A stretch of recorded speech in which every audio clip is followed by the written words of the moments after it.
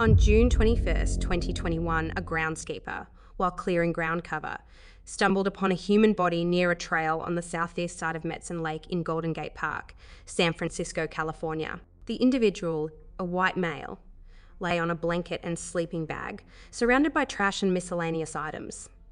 He was dressed in a tank top, dark jeans, underwear and leggings, with a small, partial can of chewing tobacco found in his rear pants pocket.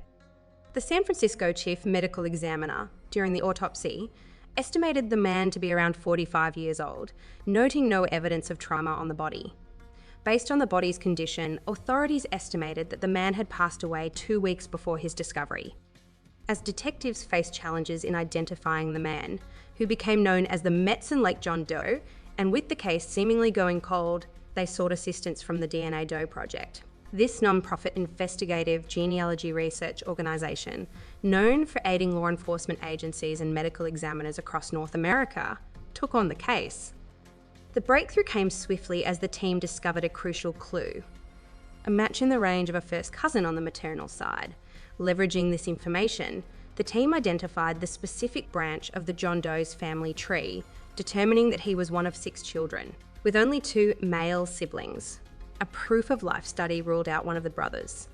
Consequently, in March 2023, the John Doe was positively identified as Kurt Jerome Ayen. Team leader Rhonda Kevorkian highlighted the unusual aspects of this case in 2 significant ways. First, the agency promptly enlisted the assistance of the DNA Doe Project shortly after discovering John Doe's remains. Second, the DNA match derived from a close relative, enabling the swift and confident identification of Mr. Ayen. Following the identification, individuals stepped forward to illuminate Kurt's life. He lived as a homeless man in Golden Gate Park, typical of many experiencing homelessness. Kurt disconnected from his family, lacked identification, and no one claimed his remains. Local residents recognized him as a source of concern. Reports surfaced indicating that Kurt, once friendly, developed a particular aversion to dogs. He was known to verbally and physically assault people, especially women walking dogs in the area. Raina, a dog walker in the park, recounted, "He escalated to charging us on the trails and kicking the dogs." She even captured video evidence of him emerging from bushes armed and making threats, with an additional incident where he threw a rock through her van window, shattering it and endangering the animals with glass. In 2019, he was allegedly arrested for throwing coffee on a woman, her dog, and her stroller. Raina expressed, "I am one of about a dozen women with dogs that he has attacked over the years. I was not a fan of the man." In July 1980, authorities discovered the remains of an unidentified man in a wooden crate in the Chicago Greater Area Sanitary and Shipping Canal. The crate containing the body had been extracted using heavy equipment along with other debris from a grate designed to prevent objects from entering the power plant. During the removal and disposal process by power plant employees, the crate broke open. A couple of days later, an employee searching for driftwood stumbled upon the body, but advanced decomposition made identification challenging.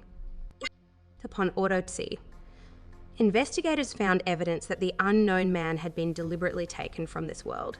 He had sustained a shotgun wound to the abdomen and multiple gunshot wounds from a handgun. It was deduced that the man had likely lost his life several days before the discovery of his body.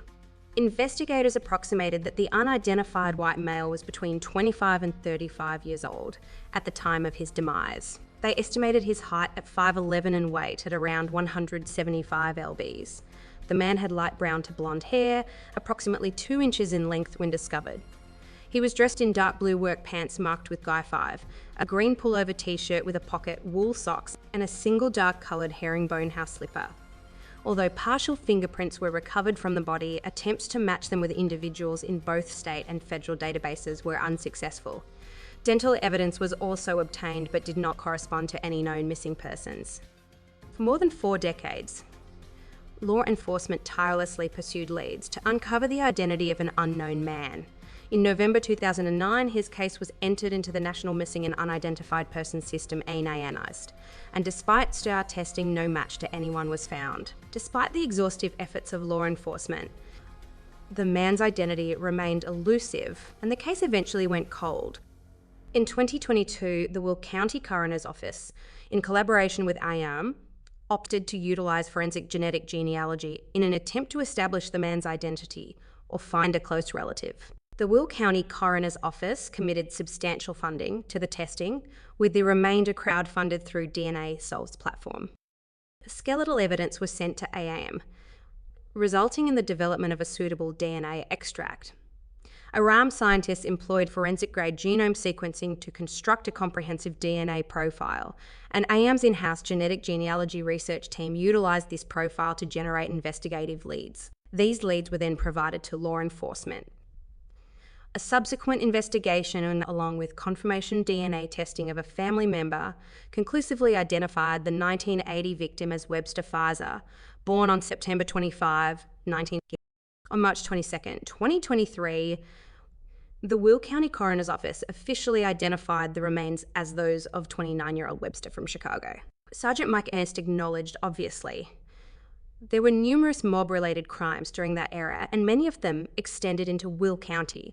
Is it a possibility we will explore? Yes, it is. However, I cannot say for certain at this point. Webster's wife recently informed investigators that her husband had left home in mid-July 1980 to buy cigarettes at a gas station approximately a block away, but never returned. Webster was eventually reported missing to the Chicago Police Department by concerned relatives. Joe Piper, a deputy coroner and cold case investigator at the Will County Coroner's Office, expressed, "This gentleman is somebody's father, somebody's uncle, somebody's brother, and it is gratifying to provide the family with some form of closure, because they are searching and wondering whatever happened to their loved one." Those with information that could assist in this case are urged to contact the Will County Coroner's Office at 815 727 8455. In Granby, Massachusetts, on November 15, 1978, a group of kids playing off Amherst Street made a grim discovery: an unidentified woman's body buried under a pile of leaves. Investigators later determined that she had been fatally shot in the temple and that her body had been dragged using a man's belt. Her demise occurred approximately 3 months before the discovery, around August 1978. Sadly, despite efforts, investigators were unable to identify her, and she became known as Granby Girl, eventually laid to rest in a local cemetery with a headstone marked unknown. In a significant turn of events on March 6, 2023, the Northwest District Attorney's Office convened a news conference at the Granby Police Station to reveal a breakthrough in the case. It was disclosed that the remains found in 1978 belonged to 28-year-old Patricia Ann Tucker, born on July 28, 1950. First Assistant District Attorney Stephen G. explained that advances in DNA technology enabled them to locate Patricia's half-sister in Maryland, who subsequently led them to Patricia's son. At the time of her disappearance, he was just 5 years old. To Steve C.E. remarked, "Although it's satisfying to finally identify who Granby Girls was, our investigation won't cease until we pinpoint the individual responsible for taking her life, providing the family with an additional measure of closure and justice. This investigation, spanning decades, will persist until every possible lead is thoroughly explored."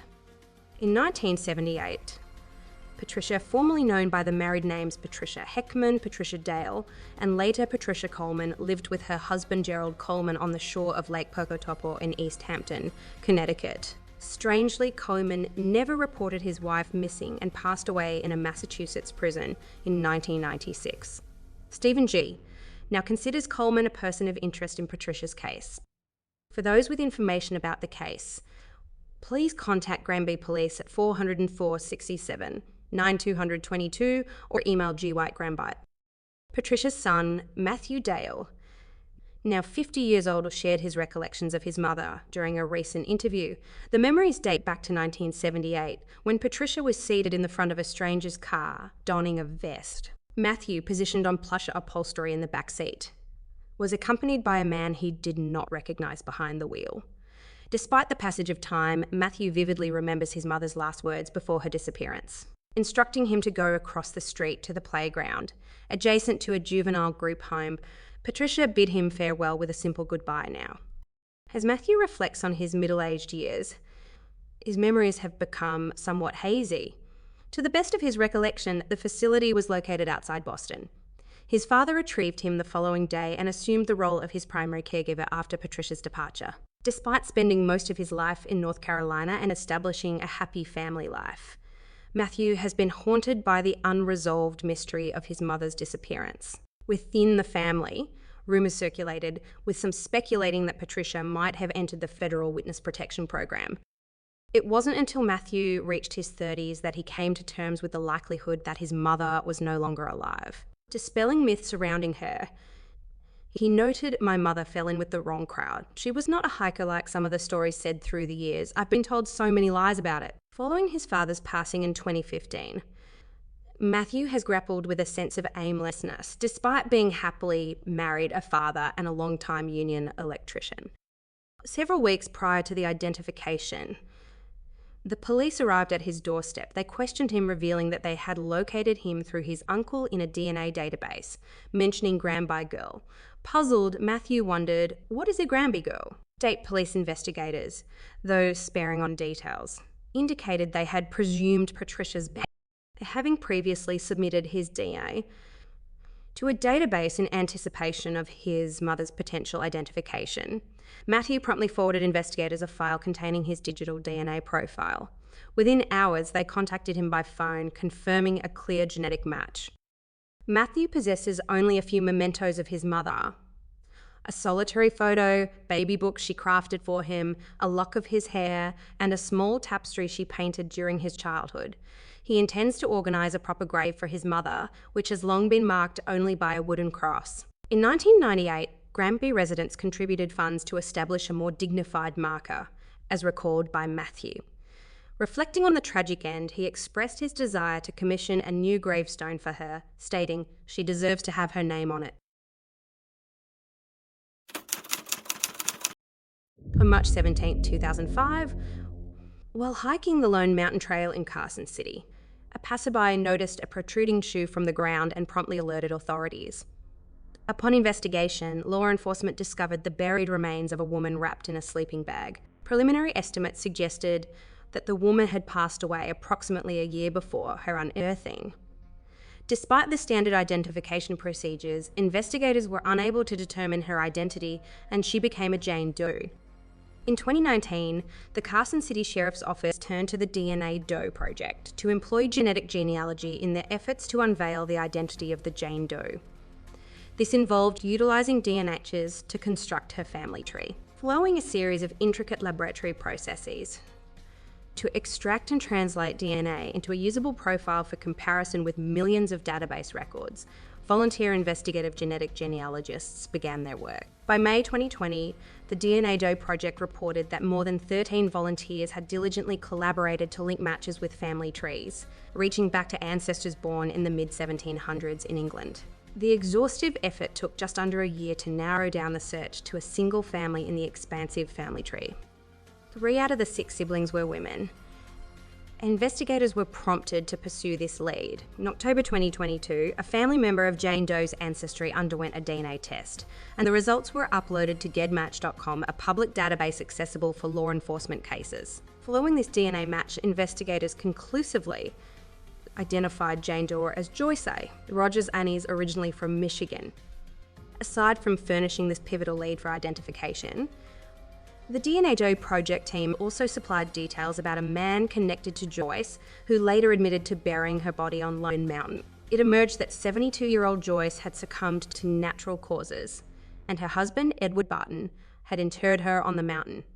The couple, being homeless and financially strapped, lacked the means for a proper funeral. Regrettably, there exists no way to substantiate or refute Edward Barton's account of events, and the case is presently considered resolved.